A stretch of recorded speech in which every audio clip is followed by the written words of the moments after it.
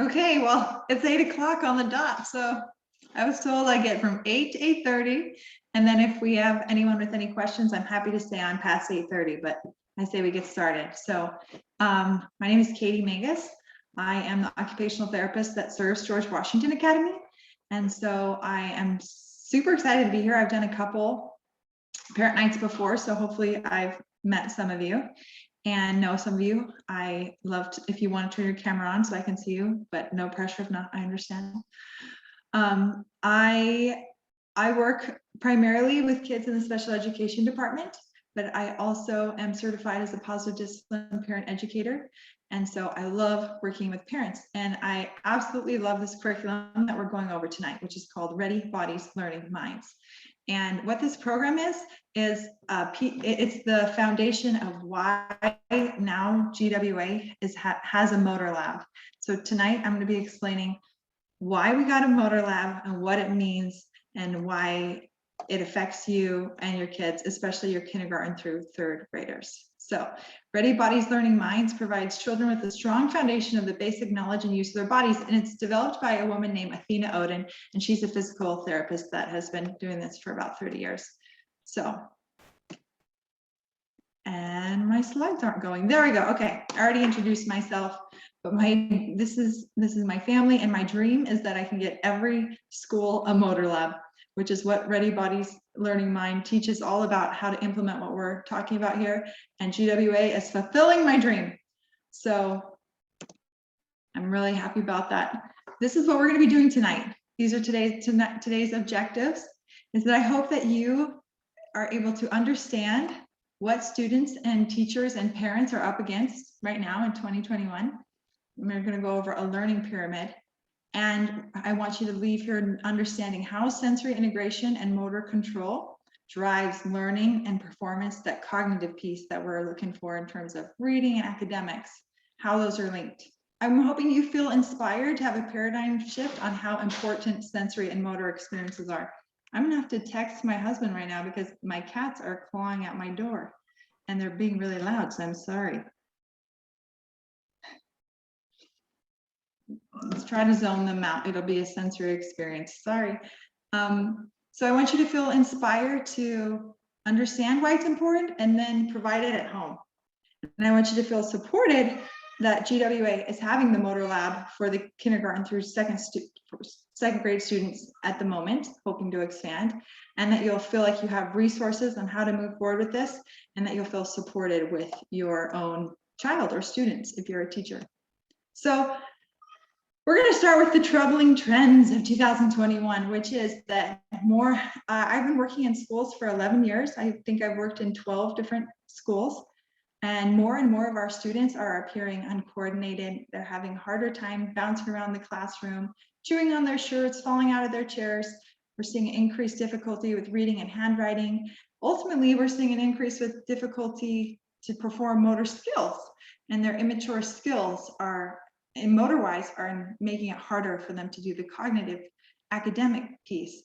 So then we already saw those trends happening, and then we had a soft close, and then we dun, dun, dun, and then COVID. So it's like we've had those and now even more. So let's think about us and our parents and our grandparents. What's changed over the last 40 years? Well, this picture is supposed to be kind of a joke because there's a mom and there's like a little teeny kid, and they're doing structured, soccer. Like, we got to get them on the teams, learning these skills as early as possible and as soon as possible, which has gotten a little out of control because they have, like, I think on our soccer league in our community, they said like child must be, toilet trained. And it's like, what?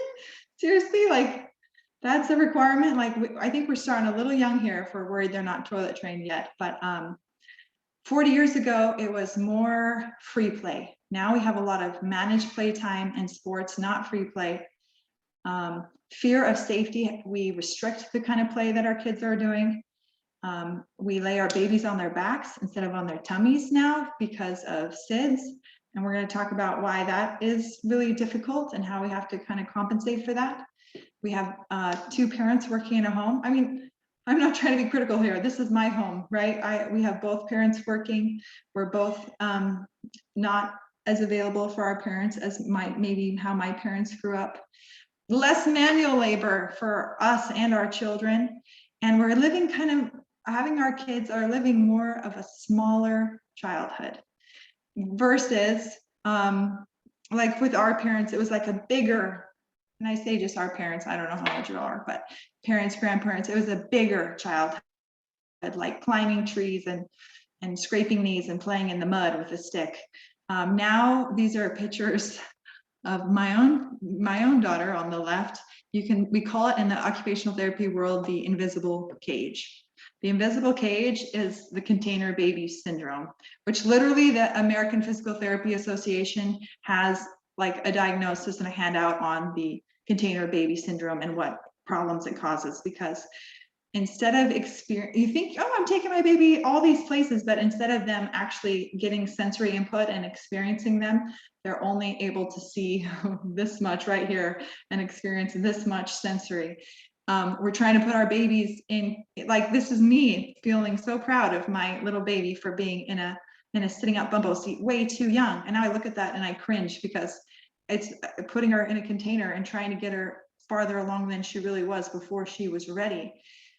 Did you know that in third world countries, like these pictures on the right, they don't deal with developmental delay like we do here in the United States because their babies are sleeping in their bed with them.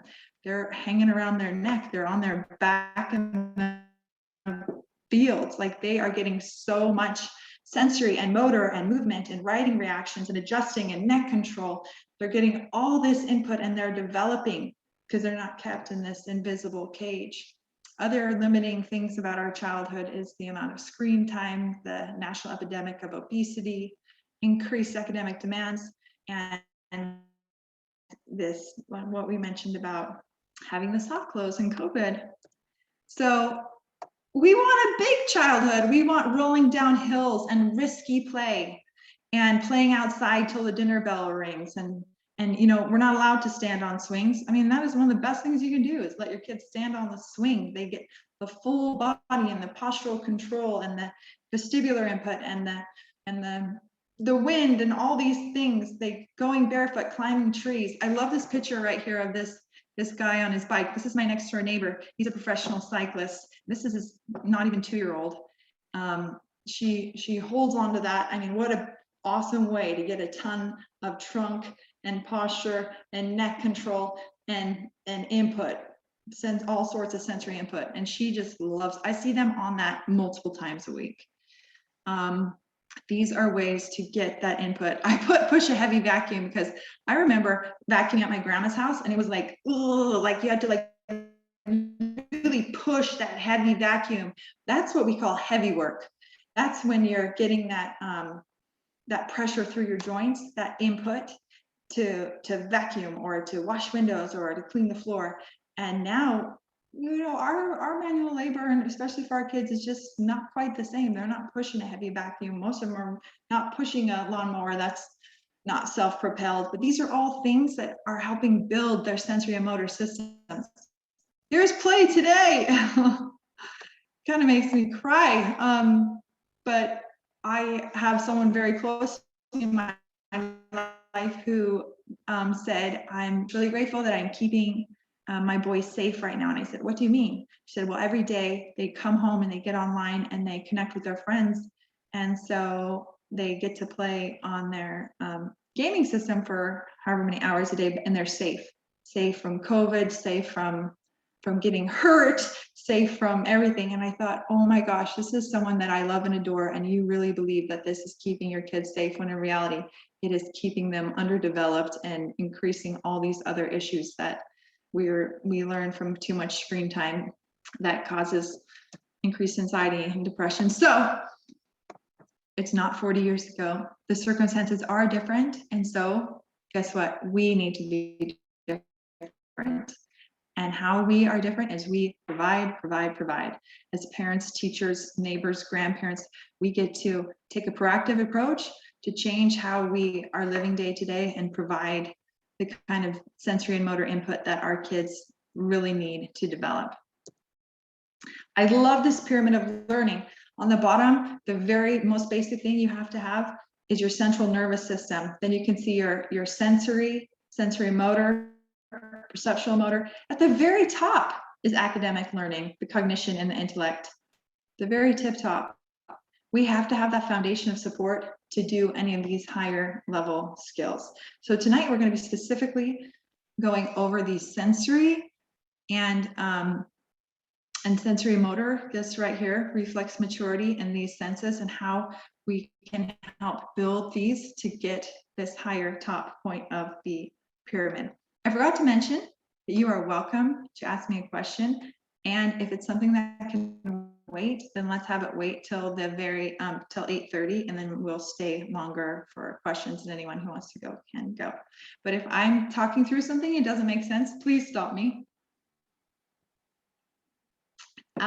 For those who've been in my classes before, we've reviewed this, so we're going to just quickly go over it again. Your proprioceptive awareness is your body's awareness of space. So you know where your body is in space. When you wake up in the middle of the night and you go to turn on that light, you automatically know how high to reach and how hard to push to get that light switch on. That's proprioceptive input. First, I'm going to review a couple of the senses, because we're going to be reviewing your sensory development and then also your motor development. So right now we're talking about the sensory systems to help understand, when we are talking about all these examples, how that comes in, because it's not just taste, touch, smell, hearing, it is body awareness, which is one. And these, I love this picture because it goes through and shows different ways to get that body awareness through your joints and ligaments. Every time that you get input through your joints and ligaments, you're sending a message to your brain saying, this is where I am, this is what I'm doing. When I played tennis in high school, or when you watch an athlete, you can see them kind of like jump and prep their body before the ball comes to them. Proprioceptive input, that's what they're doing. They're preparing their body so they know exactly how far to reach and how hard to hit that ball. These are different ways that you can get that proprioceptive input for you or your kid, doing yoga, jumping on a trampoline, pushing them, rubbing them out with a ball or a therapy ball. In the OT world, we like to say, when in doubt, probe it out, meaning like when you don't know what to do and you're dysregulated, or your student is dysregulated, your kid is dysregulated, probe it out, give them proprioceptive input. That is both calming and so if they're like falling asleep, it helps them get going, and also if they're overly alert, it helps them calm down. Works both ways. Your vestibular sense, you can think of that as your balance and motion. So this is your inner ear connecting with your brain, telling it, I'm moving forward, I'm moving backward, I'm upside down, I'm dizzy. It's that understanding where your body is in space in terms of movement. Ways that you get vestibular input is on a ball, on a scooter board, on a swing. It's really almost impossible to separate proprioception and vestibular. They go hand in hand, but purely doing like spinning boards and things like that, you're getting a lot more of that vestibular input. Okay, are we cool? I reviewed those quickly, but those are your senses that we're going to be discussing, because now we're going to move on to our reflexes. And the reason why this is so important for me to teach you about this long paragraph in front of you is because as part of the motor lab, which this GWA has incorporated, every single time that your child goes down to the motor lab, they will be doing reflex integration exercises as the very first thing they will do. And ultimately, what I want you to understand is that you are born with reflexes. It's incredible. You knew how to screw out of that birth canal. You knew how to suck, swallow, breathe so you could breastfeed. You knew how to grasp. These, you didn't have to learn them. They're instinctual. They're movements that help grow the brain. So without them, we would all die as infants. You can't learn it. The movement actually grows the brain. And so what happens is as we do more movement, it actually integrates that reflex into the brain, so you no longer need it. But if you don't do the certain movements enough times, and all these other factors can come into play, then you actually hold on to these reflexes, and it makes it hard to do higher level skills. Remember that pyramid on the bottom, and the sensory, and then reflexes is one of them. If you don't integrate these reflexes, then it makes it really hard to do higher level things like have postural control or do handwriting or cognitive tasks. So for we're going to go through specifically some of the reflexes so that you understand more of what I'm talking about, because when we're doing the exercises in the motor lab, we're doing the opposite movement of the reflex. So for example, this is the tonic labyrinthine reflex, TLR. When that baby first comes out, you're in the hospital, the doctor holds it like this, the baby is pulled in. You can see the legs are flexed, the elbows are flexed, the head is tucked. That's life, and you put them on their tummy. That keeps that airway open, one of the many things. So for example, if they have that reflex retained, what we do in the motor lab is we lay on our tummy and we stick our arms out and our legs out. And we do a Superman pose. So my whole body goes in extension. When the reflex wants me to come into flexion, I'm teaching brain, no, I go into extension. So we do that exact opposite movement. We call it the Superman.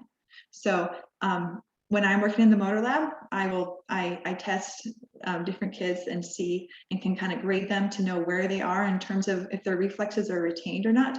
But no matter what, everyone in the class is doing these exercises. So everyone will benefit, and those who haven't fully integrated them will get this practice to fully integrate them. The way you integrate the TLR is tummy time. More time on your tummy. So Anne, I know you just had a baby.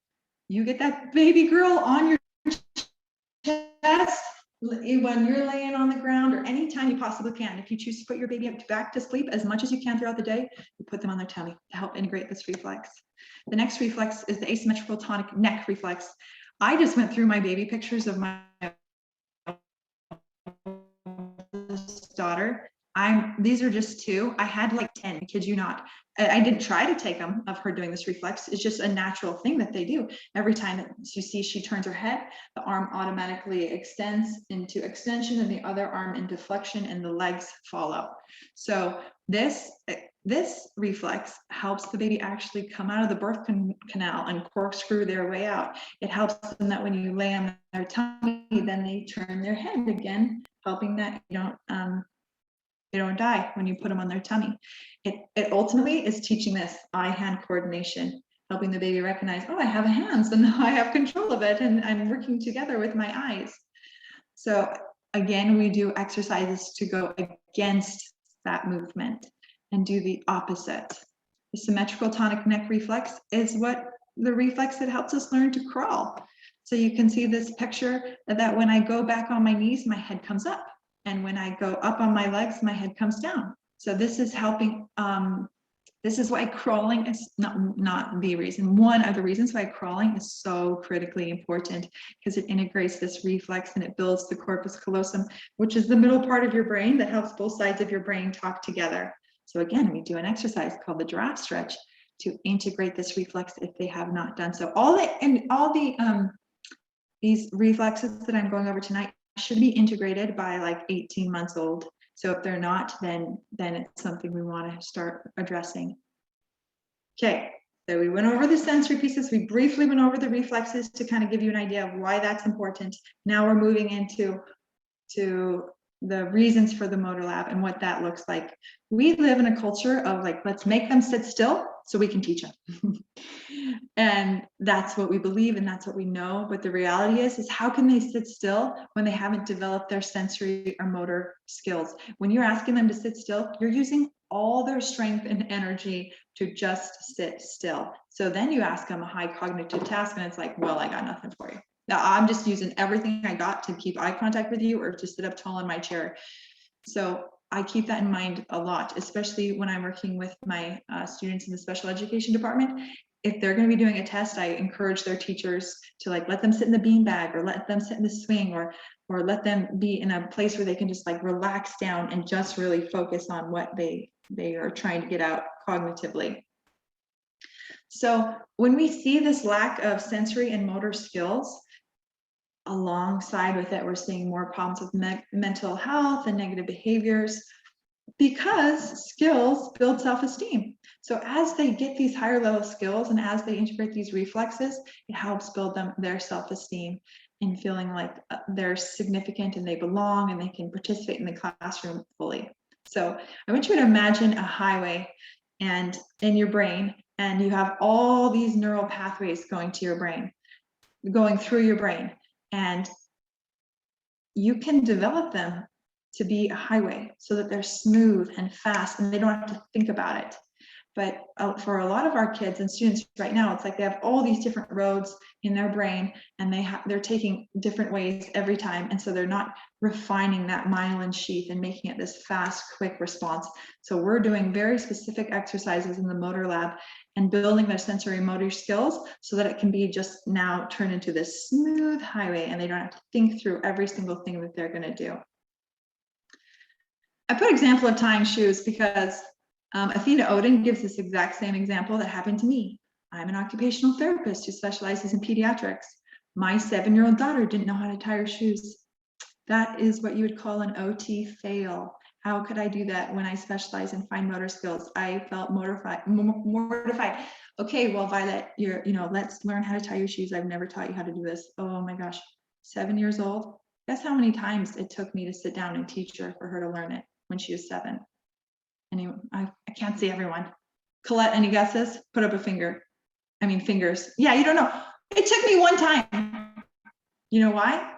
Because she was like 7.5 years old. She'd already developed her fine motor skills for postural control. She already had all these things to help her tie those shoes. So it was a quick, I can do this. Versus how long do we try to teach a 4-year-old how to tie their shoes? If we actually waited until they were ready to learn to tie their shoes, you could teach them in 1 or 2 times if you build those underlying skills. Huge need for movement. The areas in charge of movement in your brain are also in charge of cognition and attention span. We need to move to learn. When you're getting movement, you're releasing those happy mood chemicals like the neurotransmitters dopamine and serotonin. It's critical for keeping us happy. There is so much research out there. I could spend 30 minutes on just the research on how important movement is, but I wanted to highlight the one on Ready Bodies Learning Minds out of Texas, which their doctoral dissertation reported that 20 minutes every other day in the Ready Bodies Motor Lab, they had a 70% increase in reading proficiency. 70% for the elementary kids who were in it compared to the control group who didn't. So right now at GWA, we're taking data. We did a beginning of year, we're going to do middle of year, and we'll do end of year on, the reading lab, not me, and so we're going to compare this year compared to other years and how they're doing compared to now they have the motor lab. This is a beautiful picture of our actual motor lab at GWA. They're working on motor control, sensory integration, and kinesthetic awareness. Miss Spears, Nicole Spears, she's the motor lab coordinator. So she's in there every day, all day, and she takes the classes through. I put her email there if you're interested. But what's happening right now is kindergarten, 1st and 2nd grade is going 2 or 3 times a week. And then if there is a student who has a need for more help, or we're noticing like, okay, these are really hard for them, they get referred and they go every single day. So it's pretty stinking awesome. I'm going to play this video. It shows what a motor lab actually looks like in real, and the activities that happen when you would walk in.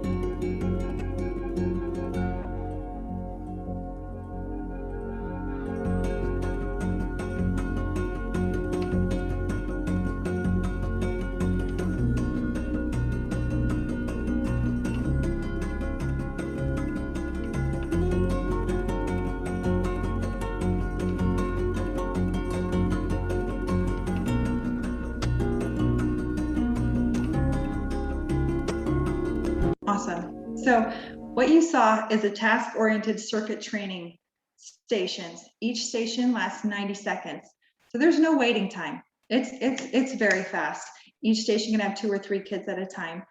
I mentioned they walk in, they do the primitive reflex integration exercises as a class on those blue mats you saw, and then they rotate through.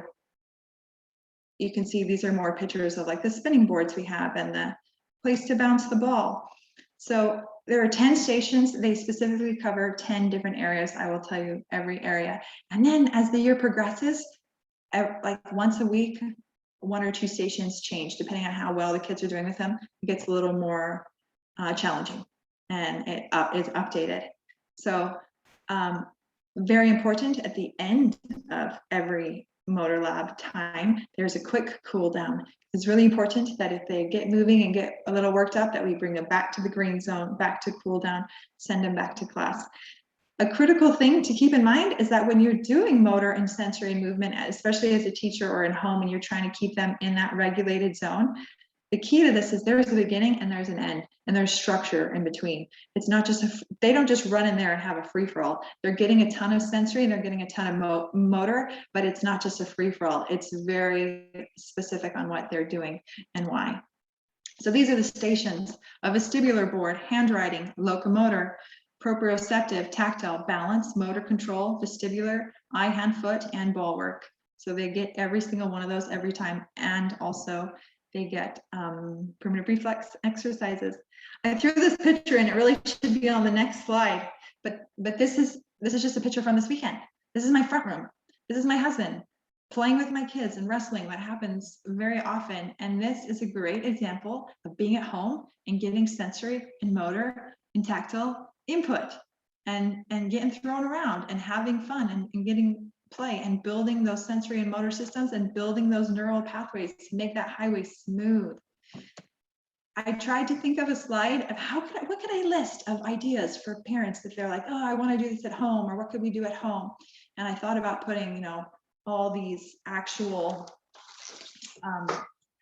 activities that we do in the motor lab. You can see like we have this whole book in the curriculum. So I just randomly opened to a page, but for instance, here's a hopscotch page. Well, you could do that at home. All these things are beautiful things that you could do at home. And I am happy to give you a list of 1,000 ideas of how you can throw the ball against the wall and catch it. But the reality is, at home, man, we are keeping all the hats on and trying to juggle everything else we have in life. So my biggest advice is just to play. Just work it into what you are already doing. You don't have to get fancy, and you don't have to have a gym like we're having here. Your job is to play. So I didn't think about this till today, but I thought, man, I'm going to think of my Sunday yesterday of my family. What did we do to build their sensory and motor systems? Well, they wrestled in the front room. We chased as a family each other around at the playground on playing Lava Monster. My kids made an obstacle course through the rocks and the trees that they had to climb up and run through. They jumped on the tramp while their dad threw them the ball to catch. As they're jumping, they had to catch the ball. And then I put this picture of my kids. They took apart this little play place we had, and then they had this ball. And then they were balancing the slide to get the ball, to go down the other part, to go down the other slide, trying to end up in the bucket. I was like, this is blowing my mind. This is exactly what I'm talking about tomorrow. I've got to take a picture. Oh, they're getting vestibular, they're getting balance, they're trying to figure out how hard to push and how to line this up, and it's free play. And so whatever you can do at home is helpful. The more free play, the more nature, the more movement, the more sensory input you're going to have to build that system so that they can go to school and have a ready body or a learning mind, which is ultimately the goal that we are going for. So we did it. It's 8:30 and we finished.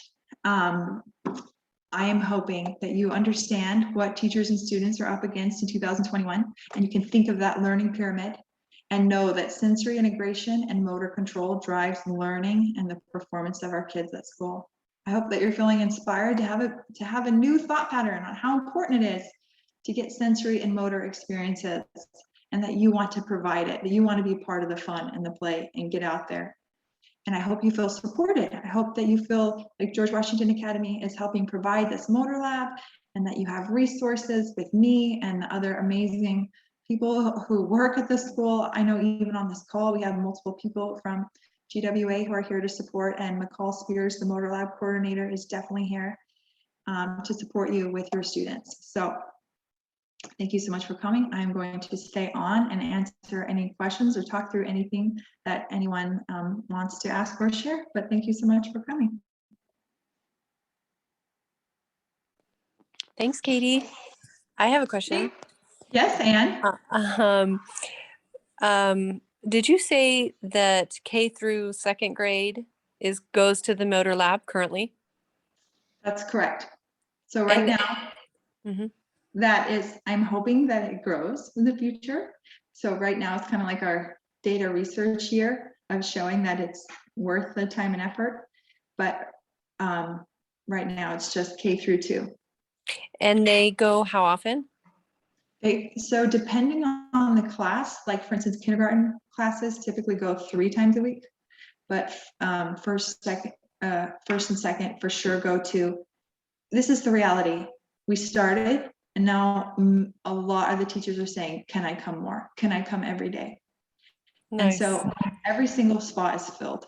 So I'm not sure exactly who got 2 and who got 3 or whatever, but we are running full capacity. That's awesome. So my other question was, are these type of activities for the kids and brain exercises? I mean, through their motor, whatever, and sensory. Yes, they are brain exercises. Yeah. Are they most effective to have the kids do kind of like right in the middle or right before academic learning?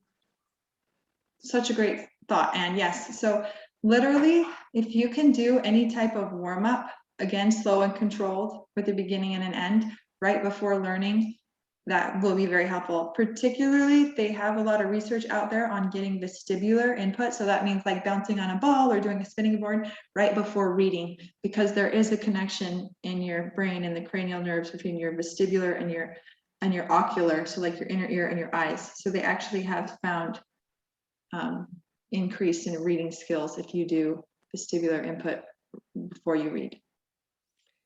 Okay, that's just one example. I mean, I could keep going, but you get what I'm saying? Like just posture and core to get proprioceptive input, and you're ready and alert. So keep going. I think the reason why I was asking was that I'm wondering about at home, like doing those exercises at home.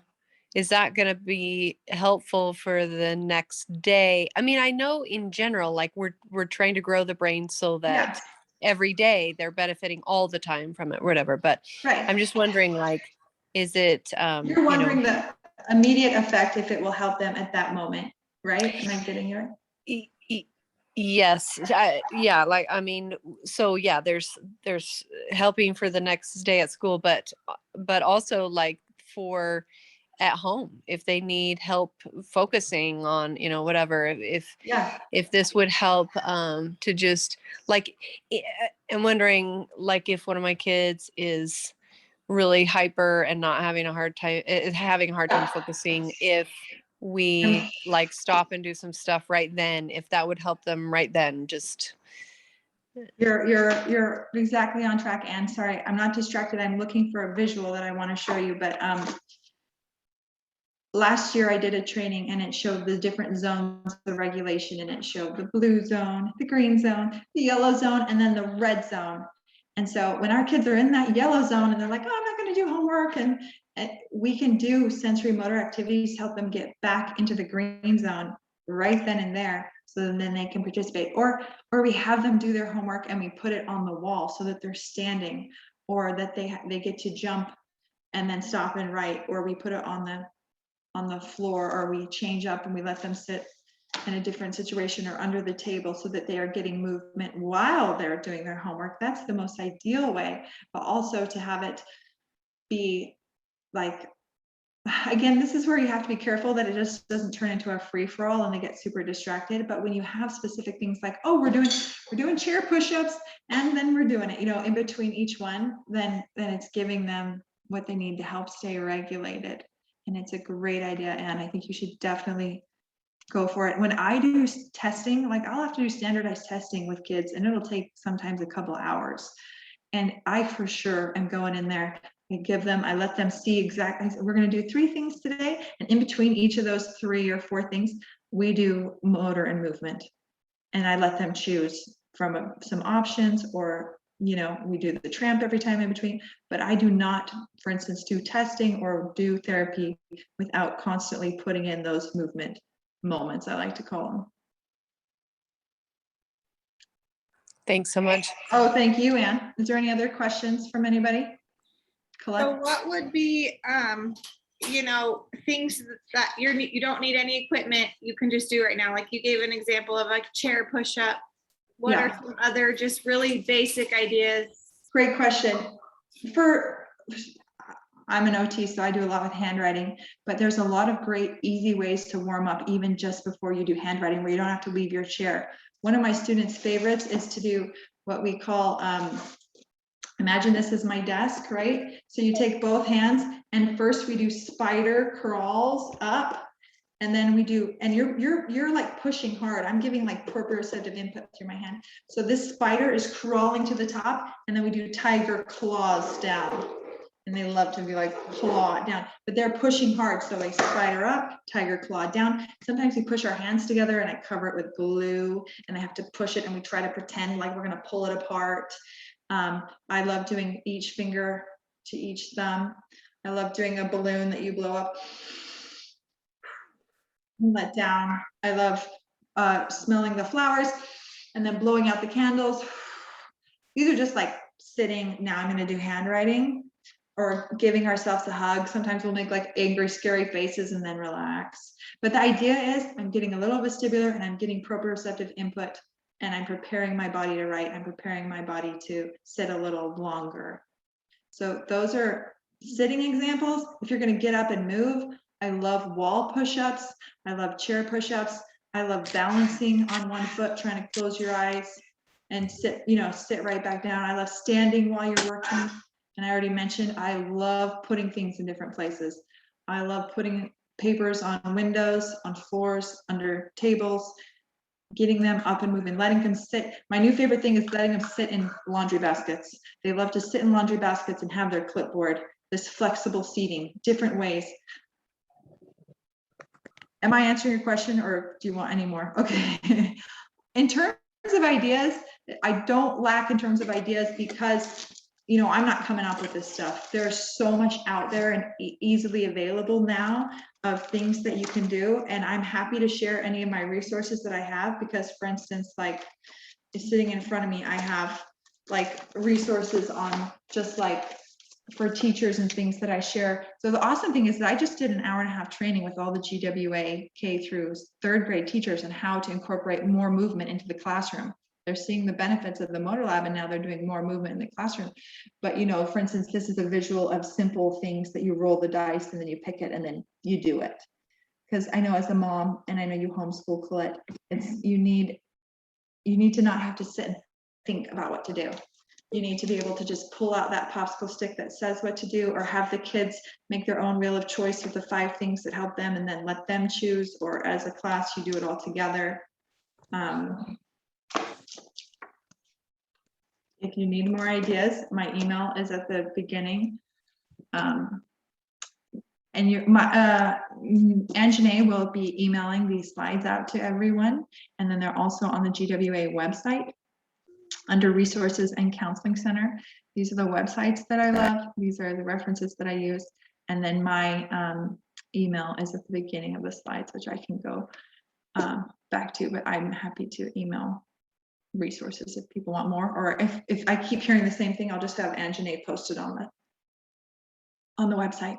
Does anyone else have any questions or anything I can help clarify? Okay, awesome. It feels overwhelming. I want you to think, I'm doing so much good already. Okay, you're doing so much good already. You're already doing these things. If you can just leave tonight thinking, I'm just going to do this one thing a little differently, it will make a difference. And not only for your kids, but you will be more in the green zone. When we move, there's a reason why people who exercise are happier. You know, we get that same hit of dopamine when we're moving and regulating throughout the day. So these apply to everyone in your family. Even if you have one child who is maybe needs it a little more, do it with everyone. Everyone will benefit. Thank you guys. I really appreciate your support and your questions. So we'll be in touch. Thank you. Bye bye. Thank you, Katie. Thank you. Thank you, Anjanae.